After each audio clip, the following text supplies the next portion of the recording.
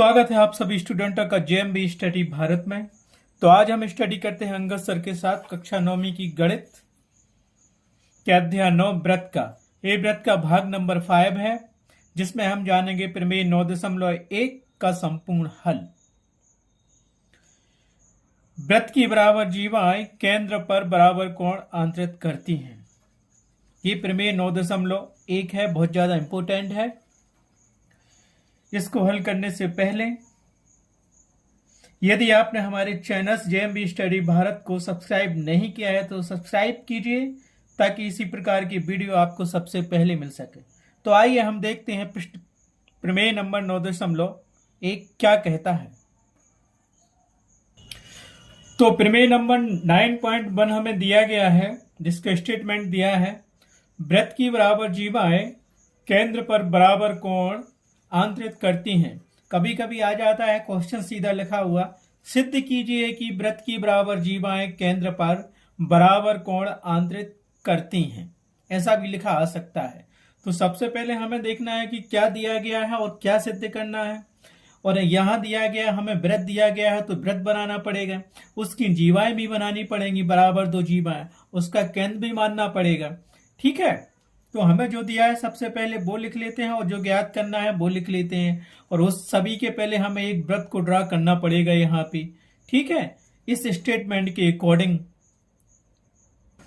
तो हमें जो कथन दिया गया है वो क्या दिया गया है, व्रत की बराबर जीवाएं केंद्र पर बराबर कोण आंतरित करती हैं, एक कथन दिया गया है। तो अब क्या करेंगे, सबसे पहले तो हम एक व्रत की रचना करेंगे, उसका केंद्र बिंदु मानेंगे और उस पे दो जीवाओं को हम खींचेंगे। और फिर इसको हम जो सिद्ध करना है कि आंतरिक कोण बराबर होता है या बराबर कोण आंतरित करती हैं दोनों जीवाएं।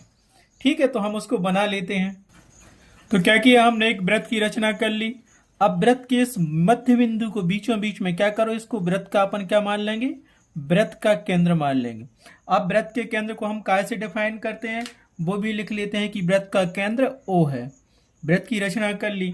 ठीक है, इस व्रत पर हमें दो जीवाएं खींचनी है। अब जीवाएं तुम यहां भी एक खींच सकते हो, एक यहां भी खींच सकते हो, नहीं तो एक जीवा यहां खींच लो और एक यहां पे खींच लो, लेकिन खींचनी बराबर जीवाएं हैं। व्रत की बराबर जीवाएं केंद्र पर, इस केंद्र पर क्या करती हैं, बराबर कोण आंतरित करती हैं।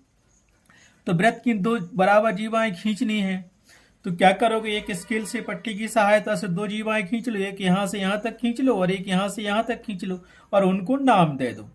ठीक है, तो यहां से क्या करेंगे, हम दो जीवाएं खींचनी है तो कहां से क्या करेंगे, तो एक जीवा खींच लेते हैं हम यहां से व्रत की। क्या करेंगे, कैसी जीवा खींचेंगे, एक जीवा हम खींचते हैं, ये खिंच गई। इस जीवा को हम क्या नाम देते हैं, इस जीवा को नाम दे दिया हमने ए बी नाम दे दिया, ए जीवा। इतनी लंबाई की एक जीवा हम यहां खींच लेंगे, ऐसी खींचना चाहो, जैसी खींचना चाहो ऐसी खींचना, ऐसी खींच लो, चाहे यहां ऐसी खींच लो, बस उससे थोड़ी दूर खींचना है, बट लंबाई इतना ही होना चाहिए। तो दूसरी जीवा हम खींचते हैं क्या, यहां से यहां तक, थोड़ी बड़ी खिंच गई है, इसको नाम दे देते हैं हम, क्या नाम देंगे, ये भी तो हो गया, इस जीवा को नाम दे दिया सी और डी। ये क्या हो गई, दो जीवाएं हो गई। ये जीवा की लंबाई इस जीवा के बराबर है, तो हमने ये एक लाइन खींच दी, इससे साबित हो गया कि ये दोनों जीवाएं क्या है, बराबर हैं। अब हमें क्या करना है, ये दोनों बराबर जीवाएं केंद्र पर क्या बराबर कोणांतरित करती हैं, तो इसको इससे मिला दो, ओ ए मिल गया, दूसरा ओ बी मिल गया, और ये जो कोण बनेगा ये कोण बराबर होगा इसके द्वारा बनाए गए कोण की। ठीक है, फिर ओ डी को मिला दो, ओ डी को मिला दिया, फिर ओ सी को मिला दिया, बन गया ए ओ बी, ए कोण बन गया, दूसरा बन गया सी ओ डी, ए कोण बन गया। हमें सिर्फ यही कोण करना है कि ये कोण इस कोण के बराबर होगा। और हमें ये दूसरी बात यहां पे ज्ञात है कि ये क्या है, ओ ए ओ बी ओ सी ओ डी क्या है, ये वृत्त की त्रिज्याएं हैं। त्रिज्या की परिभाषा हमने आपको दी थी और त्रिज्या की जीवाओं की परिभाषा भी दी थी। वृत्त की परिभाषा दी है तो इंट्रोडक्शन वाली वीडियो में आप देख सकते हो। ठीक है, तो यहां समझ में आ गया, ये जीवाएं बराबर हैं। तो हमने सबसे पहले क्या किया, रचना की। तो लिख लो यहाँ पे, रचना में क्या लिखोगे, रचना शॉर्ट में लिखना है तो रचना में यहाँ हम लिख सकते हैं, मैं यहाँ पे ब्लू ग्रीन यूज कर रहा हूँ, आप केवल ब्लू और ब्लैक पेन ही वहाँ पे यूज करना है एग्जाम में। तो रचना हमने क्या की है, एक व्रत की रचना की है। क्या की, तो यहाँ लिख दो एक व्रत खींचा या बनाया, एक व्रत बनाया। कैसे बनाया, प्रकार की सहायता से बनाया। जिसका केंद्र क्या माना हमने, जिसका केंद्र ओ माना, ये आपको वहां लिखना पड़ेगा, जिसका केंद्र ओ है या ओ माना। ठीक है, इस व्रत पर 2 बराबर जीवाएं खींची प्रश्न के अनुसार। ठीक है, जिसकी 2 बराबर जीवाएं क्या है, जिसकी मतलब किसकी, व्रत की, जिसकी 2 बराबर जीवाएं कौन कौन सी हैं बताइए आप। जीवाएं, एक जीवा तो हमने ए बी खींची थी, ए बी, और दूसरी जीवा तथा सी डी। ये क्या है, जीवाएं, बराबर जीवाएं हैं, ए बी और सी डी 2 बराबर जीवाएं हैं। ठीक है, ये तो हो गई व्रत की रचना, हो गई हमारे पास, आया समझ में। ठीक है, क्या किया, एक व्रत बनाया जिसका केंद्र ओ है, जिसकी 2 बराबर जीवाएं ए बी और सी डी ये सब दी गई थी। तो हमने क्या किया, 2 जीवाएं बराबर खींच ली और इस व्रत बनाया था, उसका केंद्र ओ माना था, और इन जीवाओं को क्या किया, केंद्र से मिला दिया त्रिज्या के द्वारा। तो ओ ए, ओ बी, ओ सी, ओ डी क्या है, इनकी त्रिज्याएं हैं व्रत की। तो लिख सकते हो यहाँ पे, क्योंकि त्रिज्या हमेशा बराबर होती है। जहां ओ ए, जहां लिख सकते हो यहाँ पे, जहां ओ ए, ओ बी, ओ सी, ओ डी क्या है, व्रत की त्रिज्याएं हैं। तो यहां लिख सकते हो, उसमें कोई डाउट नहीं है, व्रत की त्रिज्याएं हैं। ठीक है, व्रत की त्रिज्या तो हमेशा बराबर होती है। अब हमें सिद्ध क्या करना था, क्या क्वेश्चन कह रहा था, व्रत की बराबर जीवाएं केंद्र पर बराबर कोण आंतरित करती हैं। केंद्र पर ये वाली जीवा जो केंद्र पे कोण बनाएगी, वो सी डी जीवा भी केंद्र पर कोण वही बनाएगी। तो हमें बराबर करना है कोण ए ओ बी बराबर होगा कोण सी ओ डी के, ये हमें सिद्ध करना है। तो ये भी लिख लो यहाँ पे, तो ये तो लिख लिया हमने, जहां ओ ए, ओ बी, ओ सी, ओ डी क्या है, व्रत की त्रिज्याएं हैं। अब हमें सिद्ध क्या करना था, व्रत की बराबर जीवाएं केंद्र पर बराबर कोण आंतरित करती हैं। ठीक है, ये भी जीवा व्रत पे ये कोण जो बनाएगी, वही सी डी जीवा व्रत पे कोण बनाएगी, ये हमें सिद्ध करना है। तो यहां लिख लो जो हमें सिद्ध करना है, क्या करना है, हमें सिद्ध करना है कि कोण ए ओ बी, यही बना ना, कोण ए ओ बी इस जीवा का बराबर होगा कोण सी ओ डी, सी ओ डी ये वाला कोण बराबर सिद्ध करना है। अब बराबर सिद्ध करने के लिए हम क्या करेंगे, यहां देखो व्रत के अंदर तो हमें 2 त्रिभुज मिल गए, एक तो ए ओ बी त्रिभुज मिला, दूसरा सी ओ डी त्रिभुज मिला। इसकी जीवाएं बराबर हैं और दिख रहा है हर व्रत की त्रिज्या हमेशा बराबर होती है। तो क्या करेंगे, इन 2 त्रिभुजों को हम सर्वांग सम सिद्ध कर देंगे। जब 2 त्रिभुजों को सर्वांग सम सिद्ध कर देंगे तो उसका जो संगत भाग होते हैं वो भी बराबर होते हैं। तो सबसे पहले इन दोनों त्रिभुजों को हम सर्वांग सम सिद्ध करेंगे, फिर उसके बाद देखेंगे कि ये कोण बराबर हो रहा है कि नहीं हो रहा है। जब ये दोनों त्रिभुज सर्वांग सम हो जाएंगे तो ये इसके संगत भाग भी बराबर हो जाएंगे। ठीक है, सर्वांग समता का हमने आपको त्रिभुज के चैप्टर में पढ़ाया है, पूरा इंट्रोडक्शन वाला वीडियो देख लेना, सर्वांग सम कैसे सिद्ध करते हैं, और यहां भी आपको समझ में आ जाएगा। ठीक है, तो सबसे क्या करेंगे, अब हम करेंगे उपपत्ति, मतलब प्रूफ, कैसे सिद्ध करना है कि जब जीवाएं बराबर हैं तो उनके कोण भी बराबर होंगे। तो यहां लिखते हैं हम कि उपपत्ति, उपपत्ति जिसको इंग्लिश में क्या बोलते हैं, प्रूफ, PROOF, प्रूफ। ठीक है, ये हमें सिद्ध करना है। सिद्ध करना है तो हमारे पास जो चीजें दी गई थी दिख ही रहा है। तो यहां पे हम क्या करेंगे, 2 त्रिभुज लेंगे, एक तो त्रिभुज लेंगे ए ओ बी त्रिभुज और दूसरा त्रिभुज लेंगे सी ओ डी त्रिभुज। इन दोनों त्रिभुजों को लेंगे और इनमें सर्वांग समता सिद्ध करने की कोशिश करेंगे, होता है तो ठीक है। इसीलिए त्रिभुज ए ओ बी व त्रिभुज सी ओ डी में, कहाँ है दोनों त्रिभुज, AOB त्रिभुज और COD त्रिभुज। ठीक है, क्या करेंगे, इसको सर्वांग सम सिद्ध करेंगे। कैसे करेंगे, अब देखो, क्योंकि यहां त्रिज्या देखो, इस वाले त्रिभुज की त्रिज्या और इस वाले त्रिभुज की त्रिज्या, वृत्त कोई भी हो उसकी सभी त्रिज्याएं बराबर होती हैं।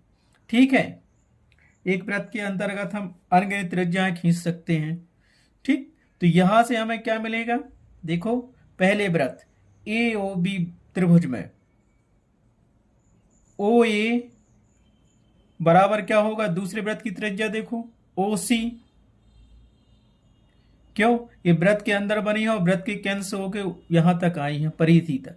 तो इसको हम रीजन क्या देंगे, क्यों बराबर है, ये एक ही वृत्त की त्रिज्याएं हैं। तो OA बराबर OC क्यों है, क्योंकि दोनों त्रिज्याएं हैं, एक ही वृत्त की त्रिज्याएं हैं, और वृत्त की त्रिज्या हमेशा बराबर होती है, उसके अंदर कितनी ही त्रिज्याएं खींची जाए। दूसरा देखेंगे, इस पहले त्रिभुज में एक त्रिज्या तो ले ली, अब बची इसकी ये वाली, तो ले लो दूसरी त्रिज्या। हमें तीन चीजें बराबर देखनी है, तो यहां तो एक ही मिल गई, एक ही मिल गई। दूसरी त्रिज्या हम लेंगे, क्या लेंगे, OB पहले वृत्त की, और दूसरे वृत्त की हमने OC तो ले ली थी, अब बची OD। तो यहां से OD भी बराबर होगी। क्यों बराबर होगी, लिख लो, एक ही वृत्त की त्रिज्याएं हैं इसलिए ये भी बराबर होंगी। हो गई। अब क्या बचा, और हमें दिया ही गया था कि AB, ये जीवा है, AB और CD ये आपस में बराबर हैं, ये दिया था हमें, तो इसको लिख लो। तीन चीजें यहां अवेलेबल हो गई, तो यहां से हम लिख सकते हैं कि ये भी बराबर है CD के। क्यों लिख सकते हो, क्योंकि ये दिया है, वृत्त की जीवाएं हैं, तो उसको ऐसा लिख लो, दिया है वो तो दिया है, बराबर जीवाएं हैं, चाहो तो लिख सकते हो यहां पे बराबर जीवाएं, ये स्टेटमेंट में ही दिया था। हो गया। अब दो त्रिभुजों को सर्वांग सम सिद्ध करने के लिए तीन चीजें चाहिए थी, तो ये इस त्रिभुज की AO त्रिभुज में ये भुजा मिल गई, OA मिल गई, OB मिल गई, OC और AB मिल गई। ऐसे इसमें OC मिल गई, OD मिल गई और CD भुजा मिल गई। तीनों भुजाएं हैं, तो पहली भुजा है, दूसरी भुजा है, तीसरी भुजा है। तो यहां सर्वांग समता का कौन सा नियम लगेगा, एस सर्वांग समता नियम से हम कह सकते हैं कि त्रिभुज AOB और त्रिभुज COD क्या है, सर्वांग सम है। इसमें भुजा भुजा भुजा सर्वांग समता का नियम लागू हो गया। इससे हम सिद्ध कर सकते हैं कि ये दोनों त्रिभुज सर्वांग सम हैं। जब ये त्रिभुज सर्वांग सम हो गए तो हम कह सकते हैं कि इसके संगत अवयव बराबर होंगे, संगत भाग बराबर होंगे। मतलब ये कोण इसके बराबर होगा, ये कोण इस कोण के बराबर होगा, ये कोण इस कोण के बराबर होगा। लेकिन हमें तो केंद्र के कोण से मतलब है, तो ये कोण आपस में दोनों त्रिभुजों के बराबर हो जाएंगे। तो यहां क्या लिख सकते हैं हम, लिख लो, क्या लिखोगे, तो यहां लिख सकते हैं हम SSH, मतलब साइड साइड साइड। हिंदी में कहेंगे भुजा भुजा भुजा सर्वांग समता नियम से हम कह सकते हैं कि त्रिभुज AOB सर्वांग सम है। सर्वांग समता की शर्त क्या होती है, ऐसे दर्शाती है सर्वांग समता से, त्रिभुज COD के। ठीक है, त्रिभुज AOB सर्वांग सम है त्रिभुज COD के। अतः हम क्या कर सकते हैं, जब दोनों त्रिभुज सर्वांग सम हो गए तो उनके संगत अवयव बराबर होते हैं, और हमें केंद्र का कोण करना था, और दोनों त्रिभुजों में केंद्र का कोण आ रहा है, तो हम लिखेंगे कोण AOB बराबर होगा कोण COD के, CPCT से। क्यों, जब दो त्रिभुज सर्वांग सम होते हैं तो उसके संगत भाग बराबर होते हैं, तो हम यहां लिख भी सकते हैं। तो यहां हम क्या लिख सकते हैं, इसीलिए कोण AOB बराबर होगा कोण COD। ये क्या है, वृत्त के केंद्र के कोण है दोनों वृत्तों के। क्यों, जब दोनों त्रिभुज सर्वांग सम हो गए तो इसको लिख दो CPCT से। हिंदी में क्या कहेंगे, संगत त्रिभुजों के संगत भाग बराबर होते हैं, सर्वांग सम त्रिभुजों के संगत भाग बराबर होते हैं। तो आपको इतना ही लिखना है CPCT से। हिंदी में अर्थ इसका होता है, जब दो त्रिभुज सर्वांग सम हो गए तो उनके संगत अवयव क्या होते हैं, बराबर होते हैं। इति सिद्धम, यही हमें सिद्ध करना था, तो इसको लिख दो इति सिद्धम। ज्यादा हो तो अतः स्पष्ट है कि, तो क्या हो गया सिद्ध, अतः स्पष्ट है कि वृत्त की बराबर जीवाएं केंद्र पर बराबर कोण आंतरित करती हैं। इति सिद्धम, यही हमें सिद्ध करना था तो लिख दिया इति सिद्धम। बिल्कुल इसी प्रकार से करना। ये 5 नंबर का क्वेश्चन आएगा तो आपको ऐसा ही करना है, तो 5 में से 5 मार्क्स आपको दिए जाएंगे। आज के वीडियो में बस इतना ही। नेक्स्ट वीडियो में देखेंगे नेक्स्ट प्रमेय, प्रमेय 9.2, जो कि बहुत ही ज्यादा इंपोर्टेंट है। ये दोनों प्रमेय बहुत ज्यादा इंपोर्टेंट है, क्योंकि प्रश्नावली इन्हीं 9.1 इन्हीं दोनों प्रमेय पे आधारित थी। ठीक है, इस प्रमेय का स्टेटमेंट रट लेना, कैसे प्रूव करना है ये भी देख लेना। ठीक है, हमेशा पूछता है वो इन 2 प्रमेय में से एक प्रमेय 5 नंबर का। ठीक, thanks for watching my video.